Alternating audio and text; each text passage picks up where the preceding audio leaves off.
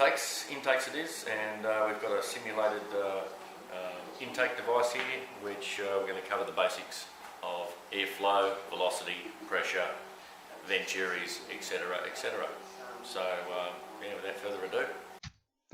Okay, now we've got a diagram of a standard carburetor. As you've seen in many examples, there's a float bowl, fuel bowl with fuel, atmospheric pressure at P2 blowing down, forcing down on it, atmospheric pressure coming in at the carburetor, engine intake causing the fuel to be drawn up the tube because the pressure inside here is lower than atmospheric pressure, and that's atmospheric pressure, and that's how that works. Fairly intuitive. Side draft, same thing, atmosphere coming in, being drawn into the engine, low pressure area, lower than atmospheric pressure, fuel is drawn in at P1. Air moving, fuel comes up the tube, P2 pushes down, atmospheric pressure is greater than P1 and draws in fuel to the engine. Looks fairly self-explanatory, but let's prove it and see by doing a couple of tests. And the first one we're going to do is we are actually going to do this and demonstrate that on the vacuum intake simulator with a tube in there and some water in the bucket, and we're going to see how much vacuum and lift we get in there. Alright, so we'll go to that. We have a straight tube, we have a hollow tube here intersecting at the 90-degree angle there. So we've got a fixed body of water, a bucket with a level, atmospheric pressure bearing down on that, and then our tube here. We're going to suck air through, we're going to blow air through, and we're going to find out what happens with this tube. Okay, sucking air. Water comes up to this point, and the height of the water is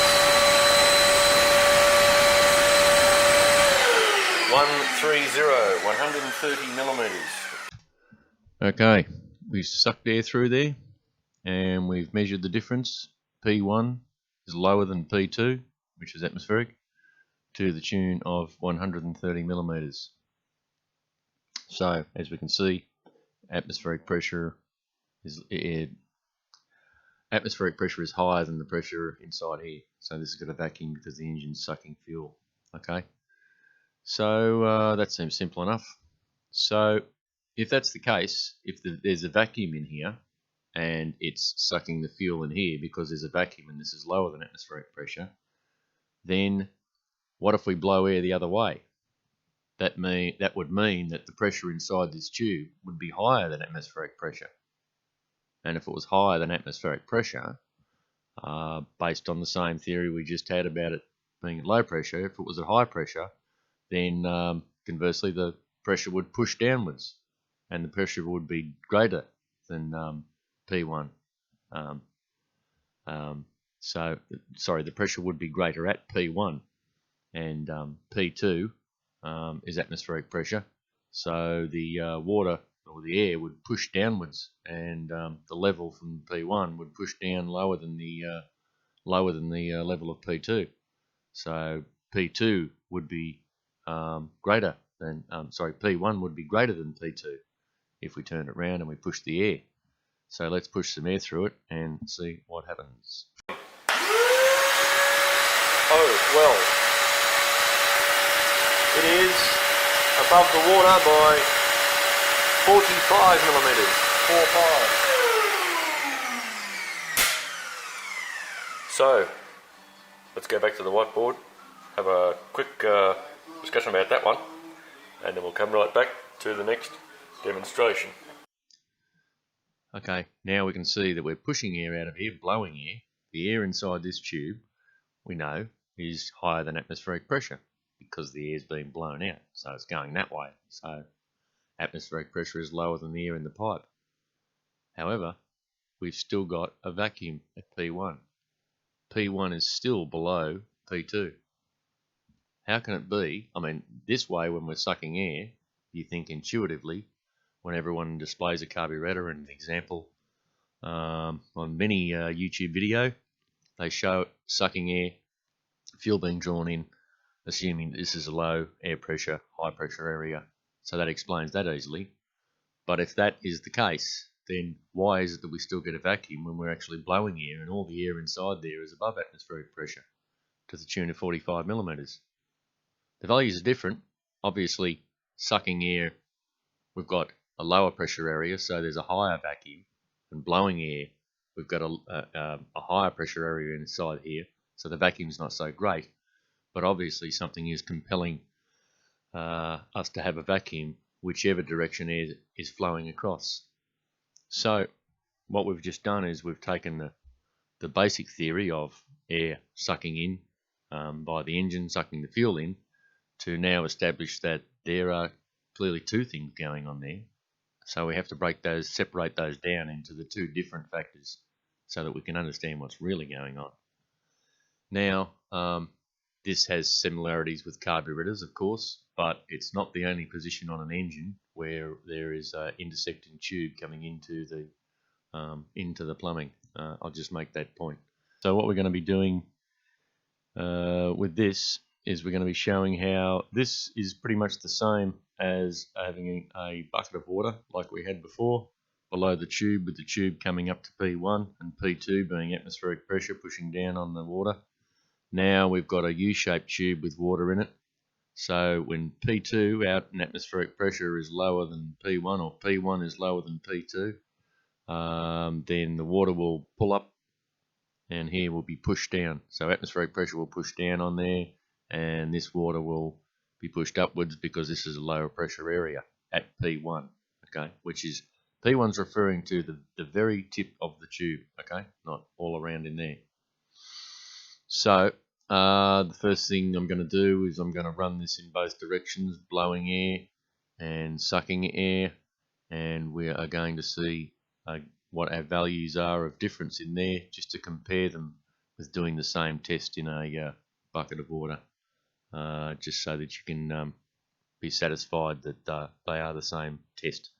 The reason we're going to be using a YouTube manometer later on, we get into P2 won't be connected to atmospheric pressure. P2 will be connected to something else.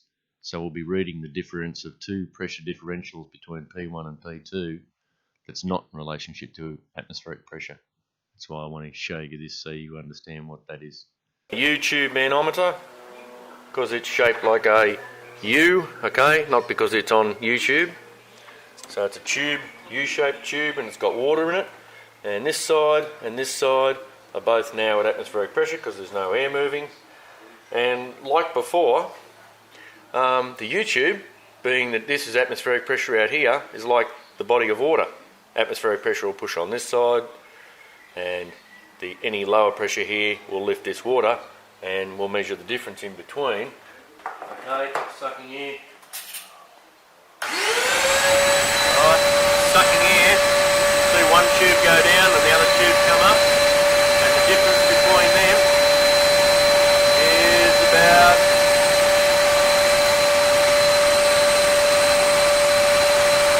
130.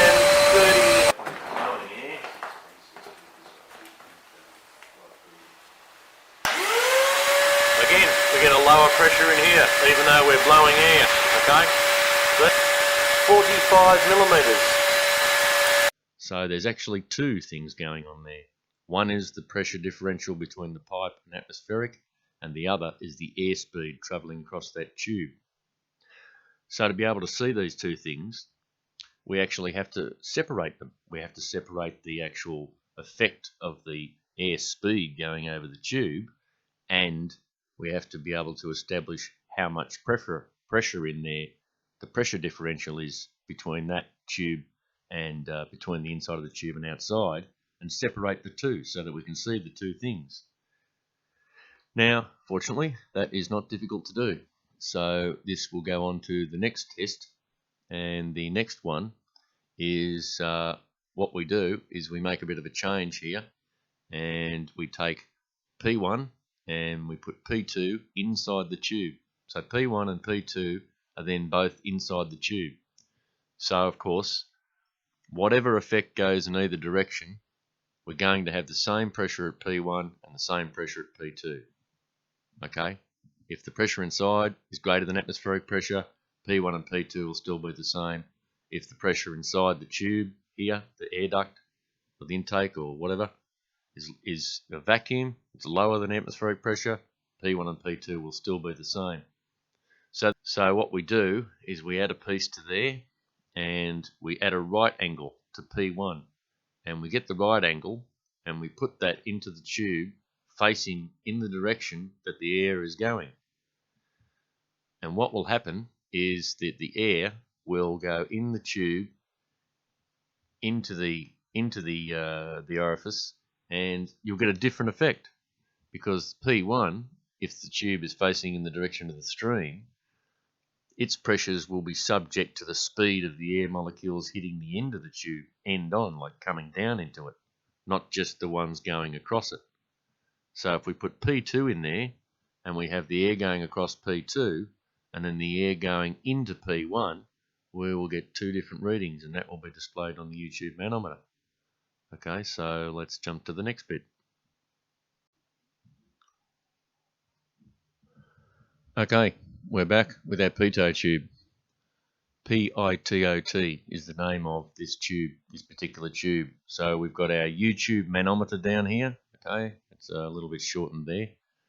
And now we've got what I described before, which is our P1 on our previous diagram there. Our P1 was a straight tube. Our P2 was at atmospheric pressure with our manometer.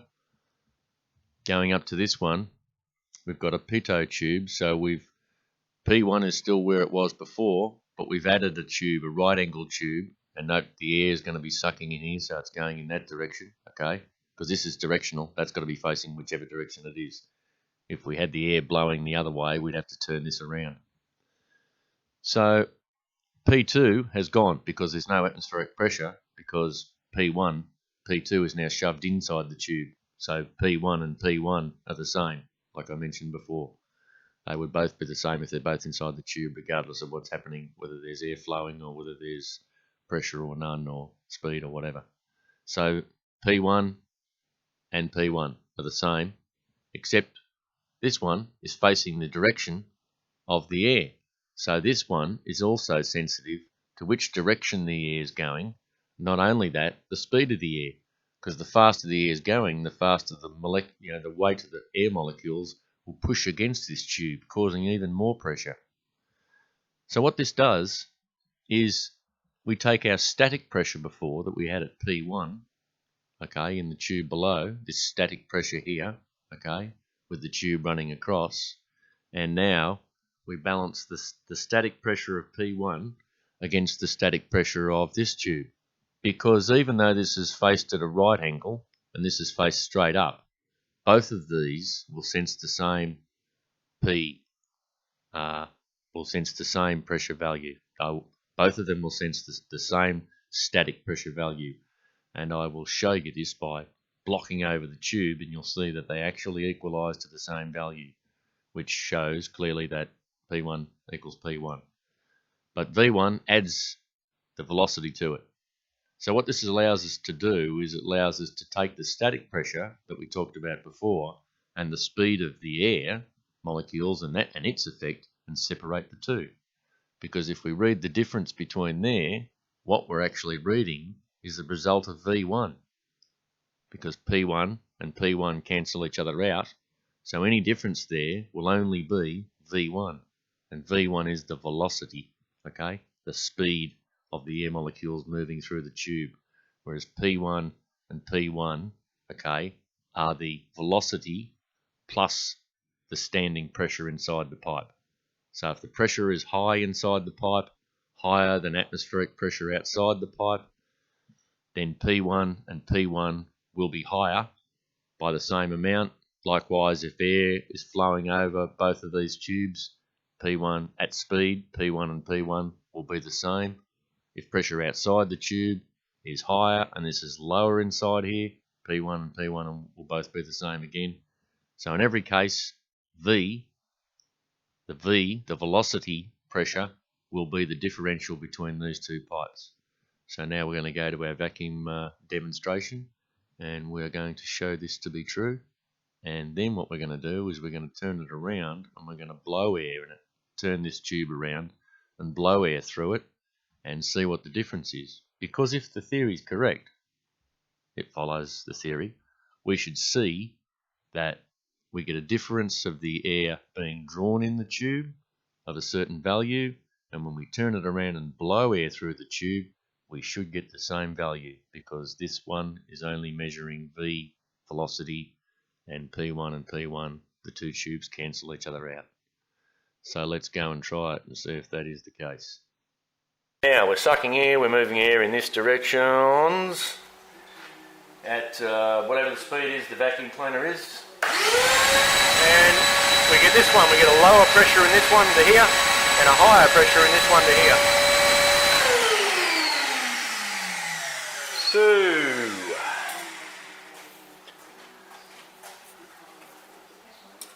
let's see, that's about right angles to there. I'll make a mark there. Okay, well, let's measure the difference. You see now that's about halfway between the two. From which? 80 millimeters. Okay. Next, we blow air out. I've still got the vacuum cleaner on sucking, so let's suck air in via that direction against the tube and see what happens. Bit of water. There and there, same. So you see, when we're sucking air in there, and the air's going, the tube's facing away from the direction, okay, the two tubes are picking up the same pressure, the static pressure. So that, again, follows the theory that that's measuring static pressure and that this is measuring static pressure. If this wasn't measuring the same thing when I just did that, then these would have moved, okay? But they didn't. Difference is here and here. 80 millimeters again. So, 80 millimeters going that way with the tube like that. 80 millimeters going that way with the tube like that, or I think it was about 82. Very slight difference.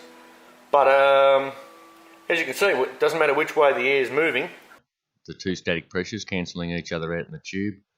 So the air velocity is the only thing that affects the tube. And when we turn the tube in either direction, blowing in that direction with the tube, or turning the tube around, blowing in that direction, we get the same effective velocity factor, okay? Whether it's high pressure blowing higher than atmospheric or lower pressure sucking than atmospheric, the velocity is the same. So this is again to reinforce the point that when we're talking about the air flowing over P1, blowing air and drawing the vacuum in both cases, as we can see, that is at the static pressure. The static pressure always includes the velocity as well as the pressure differential inside and outside the pipe. So we just have the same thing, and I've shown in that diagram when we actually blow air against the direction of that, we get the same value, because essentially it's P1 and P1 cancelling out each other. So once we turn that into the direction of the air, then we get V1, which is the velocity. So we can actually see there's two things going on there, not just one thing, when we're sucking fuel out of a jet into a carburetor. Okay, now a variation of our Pitot tube. And why do we need to know about Pitot tubes? Well, we are going to find circuits that resemble Pitot tubes, and they don't just measure speed.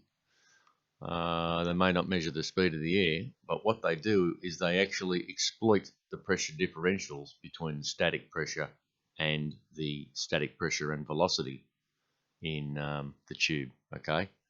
By having a static tube and having a static plus velocity tube in different positions of the carburetor with a channel going in between, an air channel going in between.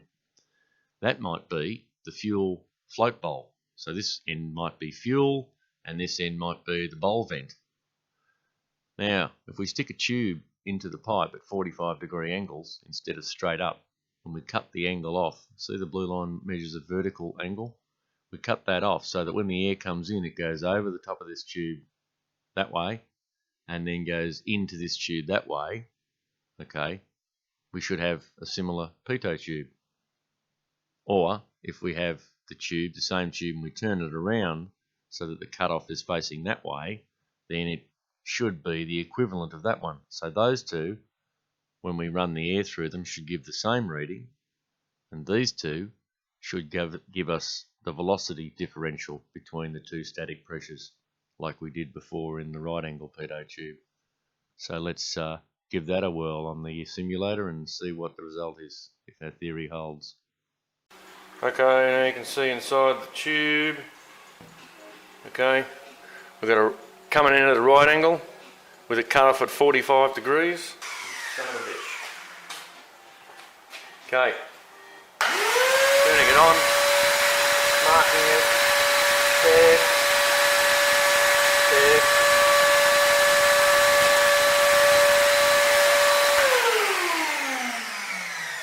So you see the right angle tube cut off at 45 degrees has got the air hitting it, is doing much the same thing as the right angle tube coming up facing at right angles. And the difference we've got between the two is, oh, that's 100. Okay, it's a little bit better than before.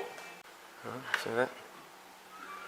It isn't facing into the direction, it's actually facing across it now. And the other tube is also at 90 degrees facing across it. So let's see what the difference is. The difference should be nothing. That's in the tube, that one's there, and this one's there.